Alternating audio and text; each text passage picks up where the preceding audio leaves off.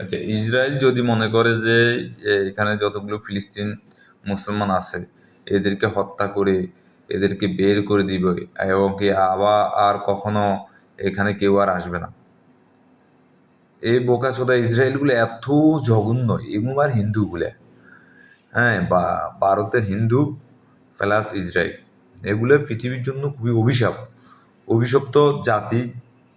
এবং কি এই অভিশপ্ত জাতি সামনে যে কত করুণ পরিণতি হইবে এরা কল্পনা করতেছে না। আপনি যখন আপনার অত্যাচারের স্টিম রোলায় থাকেন, মানে আপনি আপনার বিরোধী দলকে একেবারে সর্বোচ্চ চেষ্টা দিয়ে দমন করার চেষ্টা করেন, হ্যাঁ, সর্বোচ্চ যে শাস্তি ওইটা নিশ্চিত করে আপনি যদি মনে করেন যে হ্যাঁ আমি আমার বিরোধী দল যারা আছে এদেরকে দমন করতেছি, আপনি ভুল করছেন। কারণ ওখান থেকে আপনার বিপক্ষে যারা আছে সেটা আরো কঠিন হয়ে আসতেছে।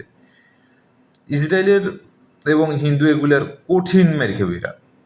এরা এদেরকে পৃথিবীর ইতিহাসে এত বেশি এমনভাবে মারা হবে, হ্যাঁ, পৃথিবীর ইতিহাসে আগে কখনো কেউ কল্পনাও করে নাই, আবার কেউ কল্পনা তো দূরের কথা, কেউ স্বপ্ন ভাবতেও পারে নাই। হ্যাঁ, আর পৃথিবীর শুরু কিংবা শেষ পর্যন্ত এর আগে কখনো এই ধরনের শাস্তি দেওয়া হবে আর হবে না, মানে এরা পাবে। এখন কিভাবে পাবে? টুডে অর টুমোরো ফিলিস্তিনবাসী কি মনে করে যে যদি ইহুদিরা বা হিন্দুরা মনে করে, যদি মনে করে যে ইন্ডিয়াতে যে মুসলমান আছে এদেরকে হত্যা করলে ইসলাম শেষ, কিংবা ইসরায়েল যদি মনে করে যে পুরো আরব বিশ্বটা শেষ করে দিলে, মানে আরব বিশ্ব বলতে বোকাচোদা আরবের যে মুসলমান যেগুলো আছে শুধু ফিলিস্তিন ছাড়া, হ্যাঁ, আর হয়তো বা সিরিয়া আর ওখানে সচেতন ব্যক্তি যারা আছে এটা ছাড়া আরব বোকাচোদা যেগুলো আছে তেল বেশি খাইতেছে এ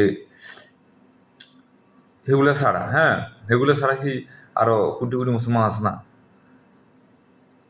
এরা কি মনে করে এরা এই যে একটা ফিলিস্তিনি মানুষ মারতেছে, হ্যাঁ, আমার থেকে মনে হইতেছে আমার ভাই মারা গেছে, আমার বাপ মারা গেছে, আমার বোন মারা গেছে, হ্যাঁ, আমি কি এদের প্রতিশোধ নিব না?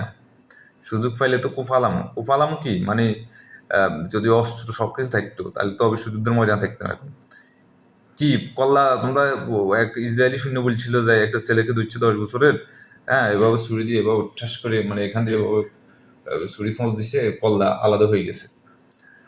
তোমাকে তো আমি এভাবে মারবো না, আমি তো তোমাকে কঠিন থেকে কঠিনতর শাস্তি দিয়ে মারবো, যে শাস্তি পৃথিবীর মানুষ কখনো কল্পনাও করে নাই, আর পৃথিবী শুরু থেকে আজ পর্যন্ত হয়ও নাই, আর ভবিষ্যৎ অতীত মানে অদূর ভবিষ্যতে হবেও না। এরকম ভাবে হত্যা করবে, তুমি কল্পনাও করবে না। তুমি ইহুদির বাচ্চা, তুমি আমার চিন্তা ভাবনা যে কত কঠিন এটা তুমি ভাবতেও পারবে না। যদি দেখা হয় ময়দানে, খেলা হবে দুইজনে।